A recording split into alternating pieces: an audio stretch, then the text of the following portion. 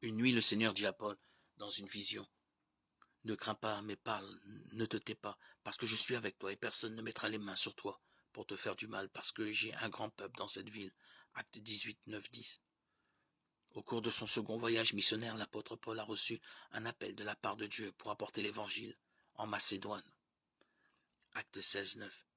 Ce travail était accompagné de la bénédiction du Saint-Esprit, dès lors que Paul et ses compagnons d'œuvre ont fait de cette région le point de départ de la mission évangélique en Europe continentale. Paul arrive maintenant dans la ville de Corinthe. Il vient de quitter Athènes, où ses efforts semblent avoir porté peu de fruits. Les Athéniens, intellectuels et philosophes, ont considéré l'apôtre comme un discoureur, et ils se sont moqués de lui en entendant parler de la résurrection. Cependant, quelques-uns ont cru. Actes 17, 18, 32, 34.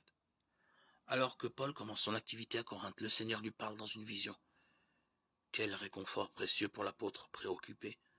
Le Seigneur lui dit de ne pas craindre, de ne pas se taire, parce que je suis avec toi. De plus, pour engager son serviteur à ne pas avoir de crainte, le Seigneur lui donne un encouragement tout à fait surprenant et remarquable. J'ai un grand peuple dans cette ville. Corinthe était alors une cité portuaire prospère, mais connue pour son immoralité. Dans le monde grec de l'époque, si quelqu'un vivait de façon débauchée, on le désignait de manière proverbiale comme un Corinthien. C'est pourtant là que le Seigneur a dit à Paul, « J'ai un grand peuple dans cette ville. » Combien il est touchant de voir que le Seigneur nous a choisis et aimés avant la fondation du monde. Éphésiens 1, 4. Il connaissait ce qui serait à lui avant qu'il soit sauvé. Cela n'annule pas la nécessité de prêcher l'Évangile, ni notre responsabilité de croire son message. Le Seigneur a dit en effet à Paul de parler, de ne pas se taire. L'Évangile devait être proclamé.